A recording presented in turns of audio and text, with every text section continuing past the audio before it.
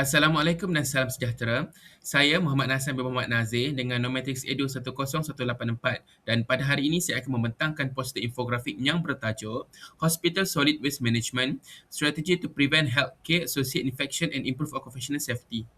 Poster ini memaparkan kepentingan pengurusan sisa hospital yang sistematik dalam mencegah jangkitan, melindungi petugas kesihatan serta meningkatkan keselamatan di persekitaran hospital. Pertama sekali, mari kita lihat isu utama yang dipaparkan dalam poster ini. Pengurusan sisa hospital yang tidak cekap boleh menyebabkan jangkitan berkaitan penjagaan kesihatan atau Healthcare Associated Infection (HAIS) yang meningkatkan risiko kecederaan kepada petugas kesihatan, mencemarkan alam sekitar serta menambahkan kos rawatan dan operasi hospital. Seterusnya, mengapa pengurusan sisa hospital ini penting? Pengurusan sisa hospital yang baik dapat melindungi petugas kesihatan daripada pendedahan kepada patogen berbahaya seperti bakteria dan virus. Selain itu, ianya membantu mengurangkan risiko jangkitan nosocomial dalam hospital, menjaga kelestarian alam sekitar melalui pelupusan sisa yang selamat serta meningkatkan kualiti perkhidmatan kesihatan dan amalan biosafety dalam kalangan petugas. Berdasarkan maklumat dalam poster ini, hospital menghasilkan sebanyak 462.57 kilogram sisa setiap hari. Dan daripada jumlah tersebut, 232.76 kilogram merupakan sisa biokontaminasi. 11.23 kilogram ialah sisa khas seperti bahan kimia dan farmasitual, manakala baki 218.58 kilogram merupakan sisa biasa. Statistik ini menunjukkan bahawa sistem pengurusan sisa yang teratur amat penting bagi mengurangkan risiko kepada kesihatan dan alam sekitar.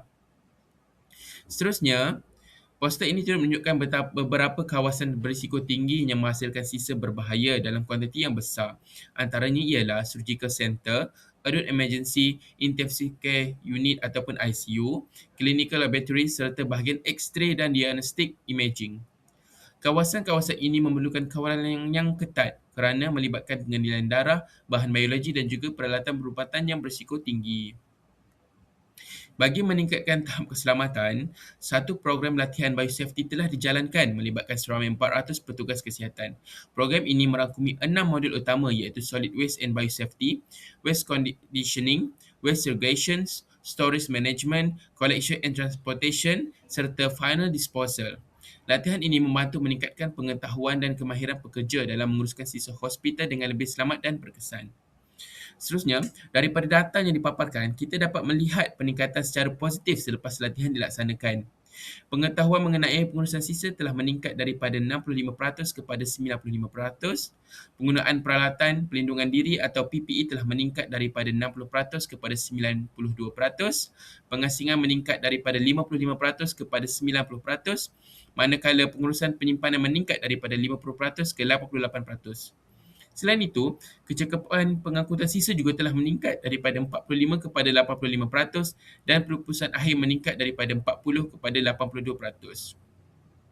Dari sudut impak keseluruhan, amalan pengurusan sisa berjaya ditingkatkan sebanyak 25%, manakala risiko pengendalian sisa berjaya dikurangkan sebanyak 15%. Tambahan pula, 95% peserta berpuas hati dengan latihan yang diberikan. Ini menunjukkan bahawa pendidikan dan kesedaran memainkan peranan yang penting dalam mewujudkan persekitaran kerja yang lebih selamat.